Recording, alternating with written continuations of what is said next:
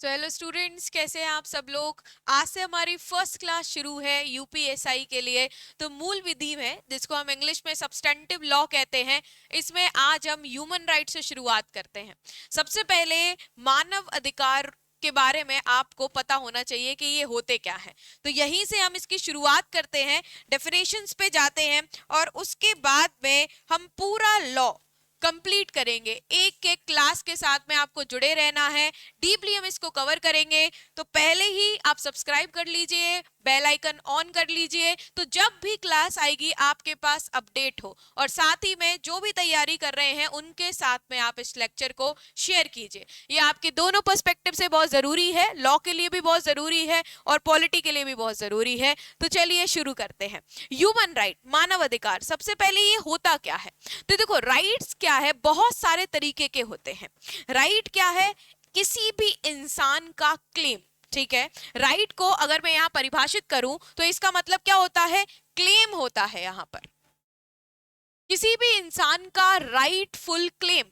अब वो क्लेम उसको जीवन के साथ मिल रहा है या उसको कोई कानून दे रहा है, या फिर हम देखते हैं कि सोसाइटी में कोई भी उसको ये जो उसका क्लेम है, जो उसका अधिकार है, जो उसको दिया जा रहा है। तो जैसे फंडामेंटल राइट्स होते हैं, सिविल राइट होते हैं, पॉलिटिकल राइट होते हैं, कई सारे तरीके के राइट होते हैं, पर इन सब से मिलाकर जो सबसे ऊपर होता है वो ह्यूमन राइट्स हैं, मानव अधिकार। जो आप किसी कंट्री में रह रहे हो इसीलिए आपको नहीं मिल रहे हैं, वो मिल रहे हैं क्योंकि आप एक ह्यूमन हो।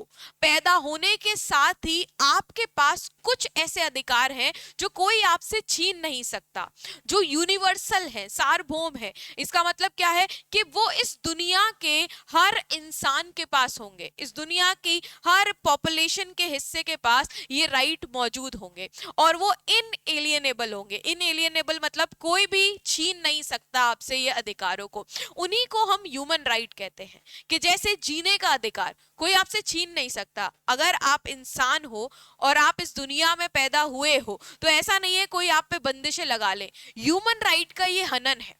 अगर हम यहाँ पर बात करें तो अगर आप बोलने का अधिकार, ये भी आपका एक ह्यूमन राइट है। तो ह्यूमन राइट्स सबसे ऊपर होते हैं, ये नेचुरल जस्टिस के प्रिंसिपल पे चलते हैं कि प्राकृतिक तौर से हर इंसान को न्याय मिलने का अधिकार है।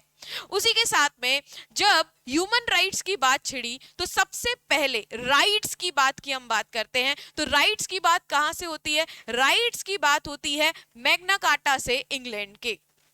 अब यहाँ पर इंपॉर्टेंट ये है कि जब राइट की बात शुरू हुई और ह्यूमन राइट पर चर्चा हुई तो यूएन जो इंटरनेशनल ऑर्गेनाइजेशन है उसने भी कई सारे नियम कायदे कानून बनाए। ठीक है, उसने भी कमीशन बनाए, लॉ बनाए, और उसके साथ में इंडिया ने भी कई सारे लॉज बनाए। ठीक है, एक एक करके हम सभी लॉज को यहाँ पे पढ़ेंगे, सभी कमीशन, सभी एक्ट को हम यहाँ पढ़ेंगे।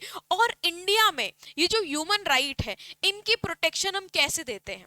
तो कहाँ है भाई कॉन्स्टिट्यूशन में हमने ह्यूमन राइट्स की प्रोटेक्शन के लिए क्या किया हुआ है। तो हमने भाग 3 पार्ट 3 के अंदर हमने फंडामेंटल राइट्स रखे हुए हैं, जो मौलिक अधिकार है, जो गवर्नमेंट देती है, लेकिन वो इन ह्यूमन राइट की प्रोटेक्शन के लिए ही है।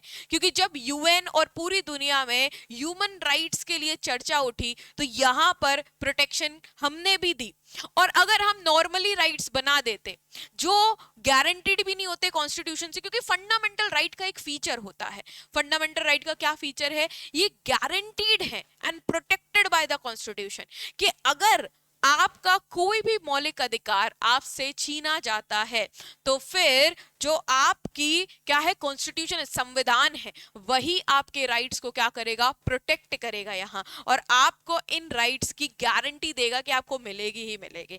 ये अधिकार सिर्फ नॉर्मल आपको किसी इंसान नहीं, स्टेट के अगेंस्ट भी मिलते हैं, राज्य के अगेंस्ट भी आपको ये अधिकार मिलते हैं। तो हमारे फंडामेंटल राइट कहां से है, 12 से 35 जो आपका क्या है, भाग 3 है, भाग 3 है जो आपके संविधान का।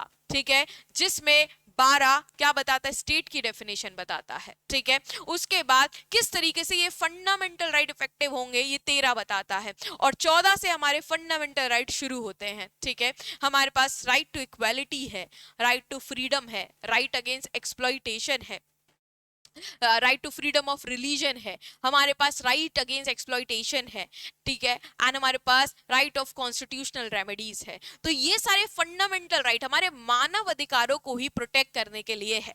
तो वही हम यहाँ से शुरू करते हैं, आप साथ साथ में नोट्स भी बनाते जाइए बिकॉज ये आपके लिए बहुत ज्यादा इंपॉर्टेंट है। तो सबसे पहले अगर हम ह्यूमन राइट की यहाँ पर बात कर रहे हैं तो ह्यूमन राइट मानव अधिकार जो मैंने आपको बताया सेम चीज, तो आपको किसी भी चीज को यहाँ रटना नहीं है, बस समझना है आपको उन चीजों को, जहां से आपको समझ आएगा कि भाई ह्यूमन राइट क्या है। वेरी इंपॉर्टेंट, ये हमारे बेसिक राइट्स हैं, ये हमारे बेसिक अधिकार हैं जो हमारे लिए बहुत जरूरी है। भाई ऐसे जैसे ही आप इंसान के रूप में पैदा हुए ये आपको मिल गए, किसी गवर्नमेंट ने आपको नहीं दिए हैं। And freedom to which every person is entitled, हर इंसान के लिए है, जरूरी नहीं कुछ कि भाई आपके पास फंडामेंटल राइट से भी कई सारे अधिकार हैं जो सिर्फ उस कंट्री के नागरिक सिटीजन्स के लिए होते हैं, ठीक है। तो ये जो सिटीजन्स के लिए है भाई, हर कंट्री में कुछ अधिकार होते हैं जो उसके सिटीजन के लिए, राइट टू वोट, बाहर से आके कोई भी वोट नहीं डाल सकता आपके यहाँ, या आप बाहर जाके वोट नहीं डाल सकते। पर ह्यूमन राइट कौन से अधिकार हैं? ह्यूमन राइट वो अधिकार हैं जो हर प्रत्येक व्यक्ति के पास होते हैं, प्रत्येक नागरिक के पास भी होते हैं, और चाहे वो नागरिक हो ना हो उसके पास भी होते हैं, हर किसी के पास ये अधिकार है, ठीक है। चाहे उसकी नेशनैलिटी वो किसी भी देश से हो, नेशनैलिटी कुछ भी हो, चाहे उसका धर्म कुछ भी हो, उसका कास्ट जेंडर लैंग्वेज कुछ भी हो, इन सब के इर्रिस्पेक्टिव, इन सब के उलट उसको क्या मिलता है यहाँ? अपने ह्यूमन राइट, यहाँ ह्यूमन अधिकार मिलते हैं, ठीक है।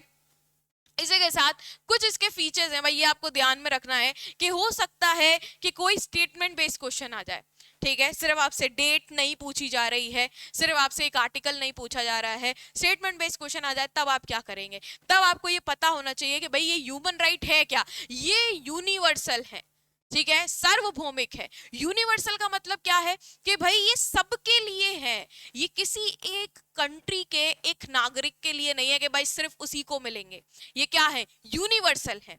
ये क्या है? ये इनएलिएनेबल है। इनएलिएनेबल का मतलब है कि ऐसा नहीं है कि भाई ये आपसे कोई भी ले लेगा, ये अधिकार आपसे कोई भी नहीं ले सकता। हाँ, हर जगह पर एक्सेप्शन होता है, तो यहाँ पर भी एक्सेप्शन है। वो एक्सेप्शन क्या है? वो एक्सेप्शन यहाँ पर यही है कि अगर आपने लॉ का दायरा नहीं माना, क्योंकि सोसाइटी लॉ से ही चलती है, ठीक है, आप अपने अधिकार किसी और के ऊपर नहीं ले सकते हो। आपको बोलने का अधिकार है पर रोड पर निकल के किसी को गाली नहीं दे सकते।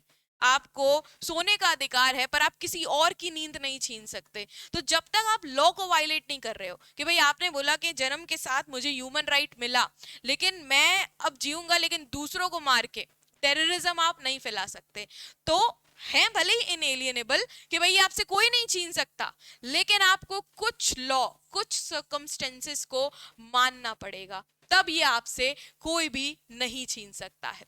उसी के अलावा ये आपको क्या है भाई, एक तरीके से ये राइट सबको इक्वली मिलेंगे, सबके लिए है, कोई डिस्क्रिमिनेशन इन अधिकारों में नहीं होगी। और उसके साथ में प्रोटेक्टेड बाय लॉ, हर देश का लीगल सिस्टम इन अधिकारों को प्रोटेक्ट करेगा, क्योंकि इंसानी जन्म अगर मिला है यहाँ पर, तो वो इंसानी जन्म सिर्फ यही नहीं कि बस चलो यार हो गया।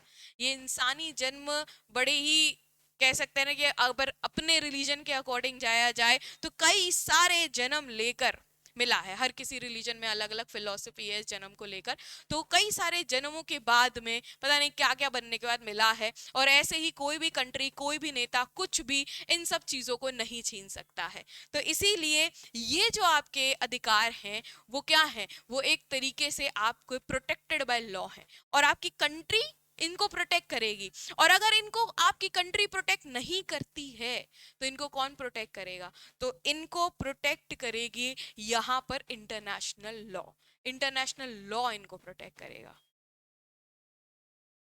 ठीक है।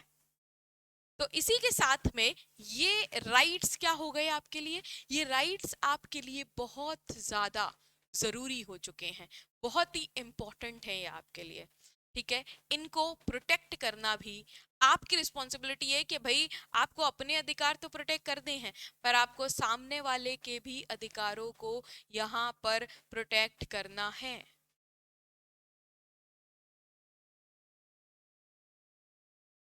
समझ में आया? तो यहाँ आपको क्या है, इन चीजों को नोट करते हुए चलना है, ठीक है। चलिए तो आगे बढ़ते हैं कि भाई ये कहाँ से क्यों कैसे लिए गए हैं। तो आपने ब्रिटेन का नाम तो जानते ही होंगे, यूनाइटेड किंगडम, ठीक है। कहाँ पर है भाई, तो ज्योग्राफी को भी स्ट्रॉन्ग करते हुए चलना है आपको। यूरोप में आपका एक देश है ब्रिटेन, ठीक है। क्यों जरूरी है भाई, हमारे यहाँ पे आए थे ये लोग और हमें क्या करके चले गए, गुलाम बना के चले गए, तो इम्पोर्टेंट है। पर यहाँ पर हम इन चीजों को नहीं देख रहे हैं, यहाँ पर हम देख रहे हैं कि भाई ये जो राइट्स है, किसी ने तो सोचा होगा या कहीं से तो ये कॉन्सेप्ट आया है, ये अधिकारों का मामला आखिर है क्या, और ये अधिकारों का मामला कहाँ से आया है। तो ये अधिकारों का मामला आया है कि भाई दुनिया में पहले मैग्ना कार्टा, ठीक है। मैग्ना कार्टा क्या है, मैग्ना कार्टा एक चार्टर है, एक डॉक्यूमेंट है, ठीक है। जो एक डॉक्यूमेंट, एक बहुत बड़ा डॉक्यूमेंट जिसमें ये सारे राइट लिखे थे। किसने किया था भाई ये, तो किंग जॉन थे, यहाँ इंग्लैंड के किंग जॉन, इंग्लैंड के किंग जॉन ने एक पूरा क्या बनाया था, एक डॉक्यूमेंट बनाया था भाई, उसको साइन किया था 15 जून, ये डेट याद रखना, 1215, ठीक है। 1215 कहाँ, विंडसोर में, विंडसोर में 15 जून 1215 में, वहां से आपके ये राइट्स की बातें शुरू हुई, वहां से ये सारे अधिकारों का सिलसिला जो है वो शुरू हुआ है कि भाई जिन भी अधिकारों की हम यहाँ बात करते हैं, जिन अधिकारों के लिए, क्योंकि कहीं ना कहीं से कोई ना चीज आती है कि एकदम से पढ़ाई नहीं आ गई होगी, एकदम से यूपीएसआई का एग्जाम नहीं आ गया होगा, कुछ ना कुछ चीज कहीं ना कहीं घटित हुई होगी, किसी के दिमाग में तो पहली बार आया होगा। तो वहां से हम मैग्ना कार्टा से यहाँ पे शुरुआत करते हैं। इसीलिए हमारे भारत के संविधान में जो भाग 3 है उसको हम मैग्ना कार्टा भी कहते हैं। हमारे संविधान का मतलब कि Magna Carta of our constitution is part 3 are fundamental rights. तो जो हमारे मौलिक अधिकार हैं, जो हमारे फंडामेंटल राइट हैं, वो क्या है, वो मैग्ना कार्टा है। वो मैग्ना कार्टा वो पूरा का पूरा सूची है, वो चार्टर है जहां से ये राइट्स की क्या है उत्पत्ति हुई है। हमने राइट्स के बारे में यहाँ जानना, समझना, सोचना सब कुछ शुरू किया है। तो बेसिकली अगर हम बात करें तो ये फर्स्ट स्टेप है, ये पहला क्या है, ये पहला कदम है जो इंग्लैंड की गवर्नमेंट ने लिया, ठीक है, जिससे सबको क्या मिले, यहाँ अधिकार मिलते चले जाएं। तो ये फाउंडेशन है जहां से रूल ऑफ लॉ आया। भाई ये फाउंडेशन है, बहुत इंपॉर्टेंट है, कानून का शासन होगा, रूल ऑफ लॉ, कि भाई जो भी है, कोई राजा कोई भी सुप्रीम नहीं है, सुप्रीम जो है, सबसे सर्वोच्च जो है वो लॉ है। तो यहाँ जहां से ये लॉ का कॉन्सेप्ट आया, रूल ऑफ लॉ, कि भाई रूल होगा लॉ का, वो कहां से आया आपका, तो वो आपका मैग्ना कार्टा से ही आया हुआ है। इसके बाद भाई बिल ऑफ राइट्स बने। बिल ऑफ राइट क्या होता है, एक पूरी की पूरी राइट्स की सूची, कौन कौन से राइट हुए। शुरुआत में तो ठीक है यहाँ किंग जॉन ने दे दिए, पर इसके बाद किस तरीके से ये राइट्स का सिलसिला शुरू हुआ, तो फिर बिल ऑफ राइट्स आया यहाँ पर भी इंग्लैंड में, और इसके बाद में यूएसए में बिल ऑफ राइट आया। तो हमने अपने फंडामेंटल राइट्स कहाँ से बनाए हैं, हमने कौन से बिल ऑफ राइट्स से, तो आपको यहाँ पर यूएसए का लिखना है भाई, अमेरिका के से।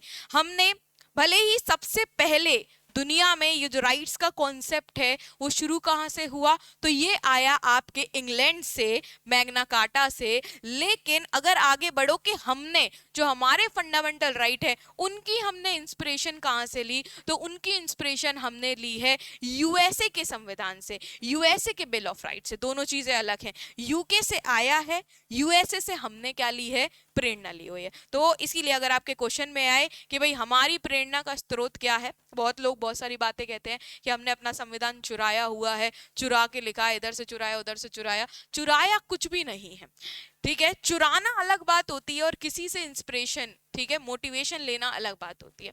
कल के दिन मैं अगर किसी महान नेता से, अभिनेता से कुछ भी सीख रही हूँ, तो मैं ऐसा नहीं उसको कॉपी कर रही हूँ या मैं उसकी कुछ अच्छी बात है, मैं उससे इंस्पिरेशन ले रही हूँ, और वो तो अच्छी चीज होती है। तो भाई अगर दुनिया में पहले बहुत सारे संविधान बन चुके थे और उनसे अगर उनकी गलतियों से सीख ले, एक अच्छा व्यक्ति वही है जो खुद गलती करके नहीं दूसरों की गलतियों से सीख ले। तो अगर दूसरों की गलतियों से यहाँ पे सीखा जाए तो उसमें कोई बुराई नहीं है, उसमें कोई भी यहाँ पर बुरी बात नहीं दिखती है, ठीक है। चलिए अब इसके बाद है कि जब यहाँ पे राइट्स का जिक्र होने लगा तो सबसे पहला बड़ा कदम दुनिया में सभी कंट्रीज को राइट से जोड़ने के लिए, दुनिया के सभी देशों को राइट से, अधिकारों से जोड़ने के लिए एक बहुत बड़ा कदम किसके द्वारा उठाया गया? यूएन के द्वारा उठाया गया, यूनाइटेड नेशन के द्वारा। ये एक इंटरनेशनल ऑर्गेनाइजेशन है जो दुनिया में रूल्स पे टेक केयर करती है, जो देखती है कि भाई पीस मेंटेन है कि नहीं। देखो यार, दो कंट्री आपस में लड़ेंगी तो कौन सी कंट्री बचाने के लिए आएगी? ठीक है, या आपके घर में सपोज दैट आपके घर में लड़ाई हो रही है तो गवर्नमेंट आ जाएगी, भैया आपसे लॉ के थ्रू आपका सब कुछ क्या हो जाएगा? सही हो जाएगा। लेकिन अगर आपकी कंट्री ही लड़ रही है, मतलब कंट्री में अगर हम बात करें तो सारे सिस्टम ही लड़ रहे हैं, तो कौन आएगा? तो उनके लिए भी तो कोई होना चाहिए। सभी कंट्रीज के ऊपर भी भाई अंदर नागरिकों के लिए कंट्री में लॉ है, पर उन कंट्रीज के लिए भी तो ऊपर कोई होना चाहिए। तो यहाँ पे कौन है? तो यहाँ यूएन, यूनाइटेड नेशन होता है। तो यूनाइटेड नेशन का एक बहुत बड़ा कदम जो 1948 में लिया गया था, that is United nation universal declaration of human right. Universal, ये बहुत इंपॉर्टेंट है, यूडीएचआर के पूरी दुनिया के लिए एक बहुत बड़ा कदम कि भाई ह्यूमन राइट्स के सब एक घोषणा पत्र, ये सार्वभौम घोषणा है कि अब सारी कंट्रीज को मानव अधिकारों पर ध्यान देना है, which is very very very much important. ठीक है, सो इसीलिए अगर हम बात करें अडॉप्टेशन डेट कि भाई ये हमने कब अडॉप्ट किया, कब हमने इसको अपनाया, ठीक है, तो ये 10 दिसंबर 1948 में पूरी दुनिया ने यूएन के माध्यम से क्या ये डिक्लेरेशन को अपनाया, और इसीलिए इसको ह्यूमन राइट्स डे कहा जाता है। This is very much important, ये आपको बिल्कुल ही याद रखना है कि ह्यूमन राइट डे किस दिन आता है, कि जिस दिन हमने इस डिक्लेरेशन को अपनाया उस दिन से हमने इसको क्या कहा? ह्यूमन राइट डे कहा हमने। ठीक है, मानव अधिकार दिवस कहा 10 दिसंबर, ठीक है, 1948। ये बड़ा आपके में आता है क्वेश्चन, तो ये बहुत जरूरी है। ये है क्या चीज, इसको समझना है। देखो दुनिया में क्या हो रहा था कि अगर 1948 की बात करो तो इससे पहले आप 2 वर्ल्ड वॉर से गुजर चुके हो। वर्ल्ड वॉर फर्स्ट भी हो चुकी, वर्ल्ड वॉर सेकंड भी हो चुकी, और अभी ये जो 1945 में जब आपकी वर्ल्ड वॉर सेकंड खत्म हुई थी तो इसके बाद में क्या हुआ? इसके बाद में कोल्ड वॉर का सिलसिला शुरू हुआ। पर इन सभी लड़ाइयों में जो पिस रहा है वो मानव है, वो ह्यूमन है, क्योंकि कंट्रीज जितने भी आपके नेता होते हैं, बड़े बड़े लीडर्स हैं, सब लोग हैं, भाई ये ठीक है कंट्री के लिए कर रहे हैं काम, लेकिन ये लड़ाइयों में जान तो आम इंसान की जाती है, जान सबकी जाती है, तो ये जान बहुत जरूरी है भाई, अधिकार बहुत जरूरी है। लोग घर से बाहर नहीं निकल पाते हैं, बच्चे, छोटे छोटे बच्चों को भी लड़ाइयों में देखा नहीं जाता है, वुमन के साथ कितना गलत होता है। तो इन सब चीजों को रोकने के लिए यहाँ पर ये डिक्लेरेशन बनाया गया भाई मानव अधिकार के लिए। ये यूएन का बहुत बड़ा स्टेप था भाई। क्यों था? क्योंकि लोगों को ये वर्ल्ड वॉर जैसी अत्याचार, एट्रोसिटीज से प्रोटेक्ट करने के लिए, ह्यूमन डिग्निटी को ग्लोबल लेवल पे, मतलब बड़े लेवल पे, अगर हम बात करें अंतरराष्ट्रीय स्तर पर, ह्यूमन डिग्निटी को क्या करने के लिए? प्रोटेक्ट करने के लिए। ठीक है, ये जो ड्राफ्ट है, ठीक है, ये एक कमेटी ने प्रिपेयर किया। इस कमेटी में आपको ये नाम याद रखना है, इलिनॉय रूजवेल्ट।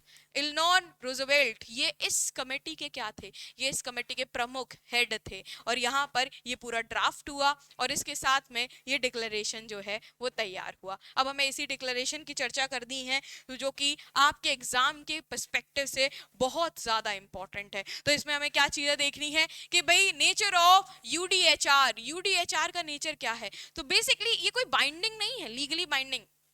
आपकी कंट्री में फंडामेंटल राइट, मौलिक अधिकार लीगली बाइंडेड है, कानून के थ्रू आप उनसे बंधे हुए हो। अगर आप उनका हनन करोगे आपके ऊपर केस होगा। ठीक है, अगर आप उनका हनन करोगे या किसी की भी राइट का हनन करोगे तो कोई भी यहाँ पर 32 आर्टिकल के अंदर जा सकता है, हाई कोर्ट में भाई 226 के अंदर जा सकता है। ठीक है, यहाँ विशेष ऑर्डर, रिट जिन्हें कहा जाता है, वो कोर्ट क्या करती है भाई? यहाँ पर प्रेजेंट करती है।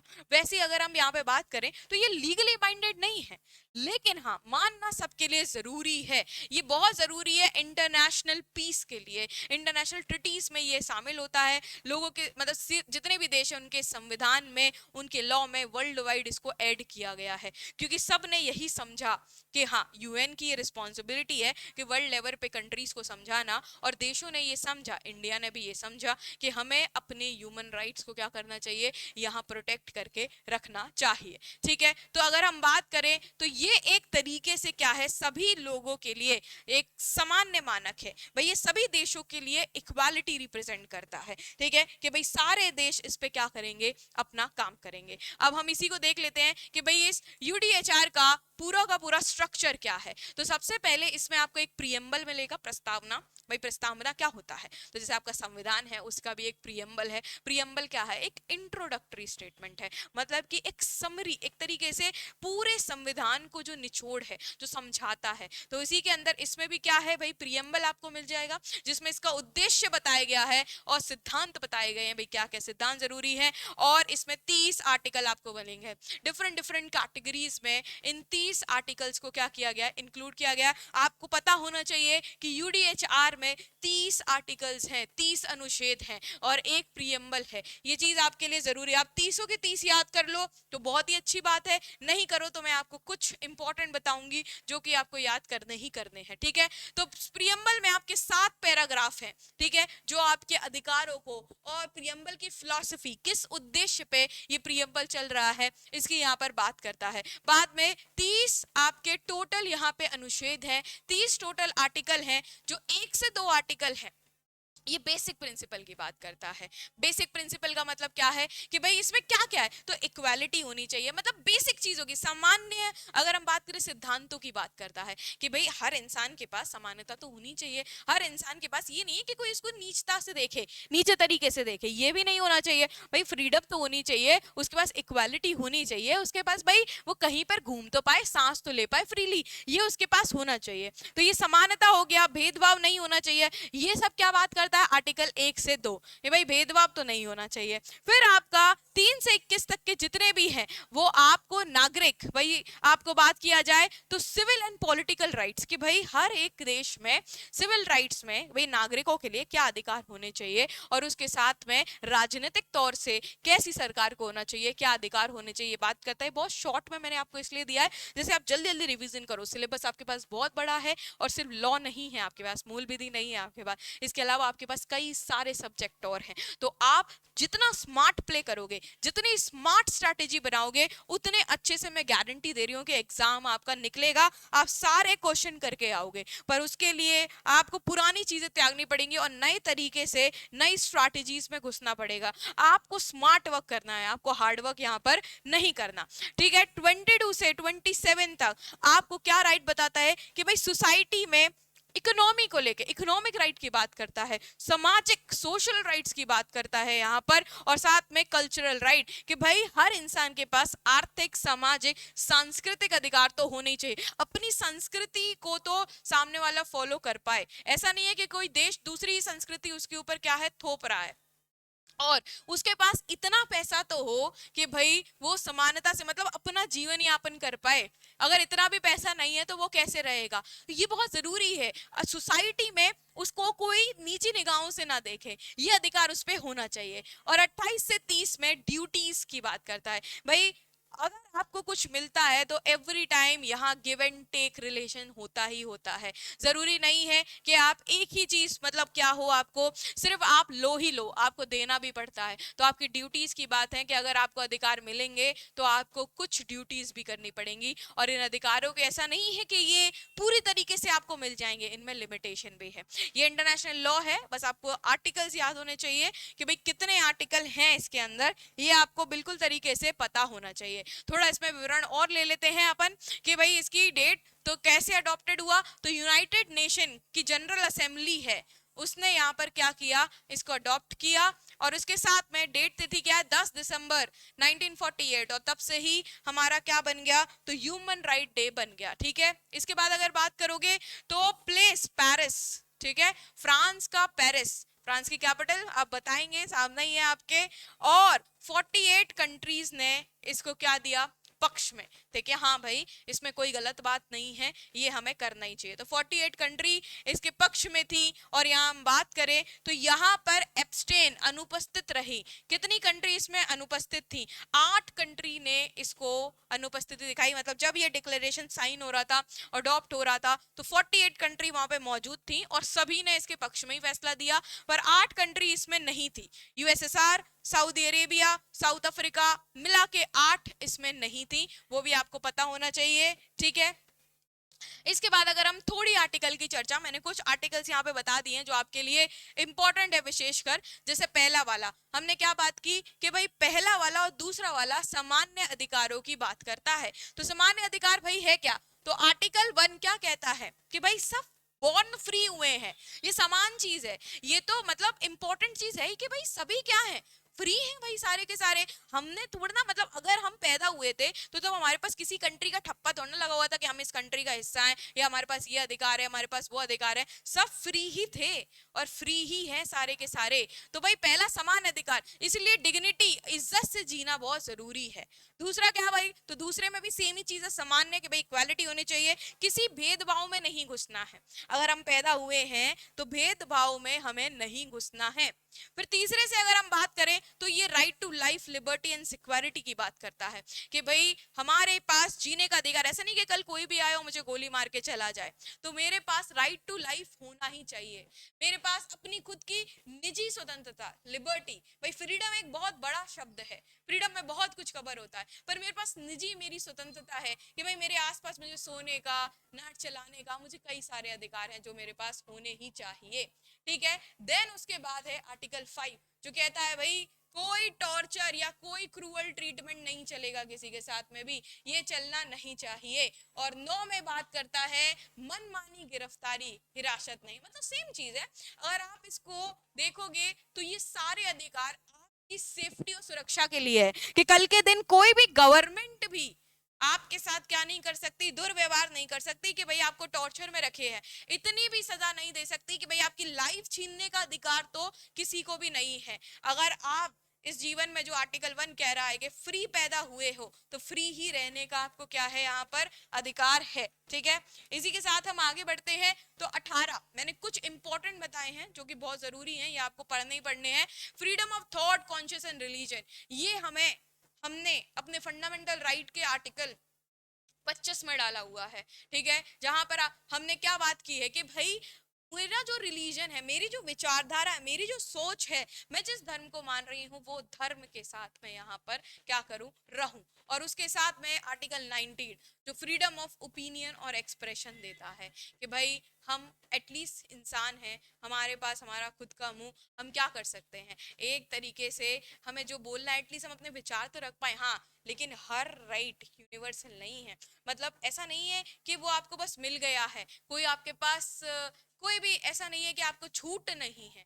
आपको यहाँ पर फुल छूट नहीं मिलेगी। अगर आप लॉ के विरुद्ध जाओगे, मानव की स्थिति के विरुद्ध जाओगे, तो आपको ये चीज दिक्कत यहाँ पर देगी ही देगी। ठीक है, उसके बाद है participate, right to participate in government, कि यहाँ पर आपको, कोई भी इंसान को ये भी अधिकार है कि वो 21 के थ्रू गवर्नमेंट में पार्टिसिपेट कर सकता है। ये नहीं कि कुछ ही लोगों की मनमानी चल रही है भाई गवर्नमेंट में, यही तो ह्यूमन राइट है, यही तो एक डेमोक्रेसी को भी बड़ा बनाते हैं, आपको भी बड़ा बनाते हैं।